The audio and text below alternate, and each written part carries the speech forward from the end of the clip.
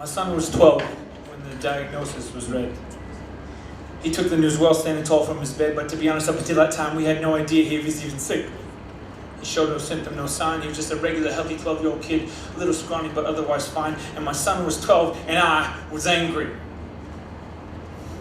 My son is 12, I screamed at the world. He never had a chance to kiss a girl. My son was 12, so much of life he never seen. And now you're telling me he might not reach 13? And though the anger consumed and at times debilitated me, I made sure that not even once my anger I let my son see. And eventually the anger, yeah, it did pass, but instead a fear came, and I swear that fear would last. And I cried at times, I cried at night, I cried myself to sleep.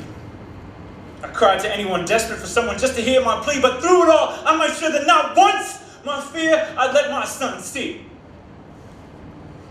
"You're fine, my boy," I said to his face. "You're young and strong and brave and smart. A disease like this never tear you apart. You're a fighter, a joker, a drill to beat. Damn if a son of mine gets knocked off his feet. So what if you fall, you get right back up, because you are my son, and my sons don't give up." And he smiled. He smiled when all the surgery was done. He smiled and joked like it was all fun. He smiled when the chemo took the hair from his head. He smiled while barely conscious, sitting up in his bed. He smiled at me, his brother and mother. He smiled at others as if they were cousins. He smiled until the dark veil came over our heads. He smiled until the day my son turned 13. 14 came next, and 15 and on, and he grew and he grew and he came so strong. He's a man now. He lives overseas. Long forgotten is that goddamn disease, because he is my son, and he need to stop because I'm lying.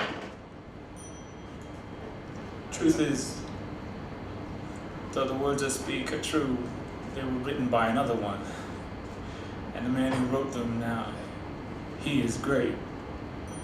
And me, I'm just his son.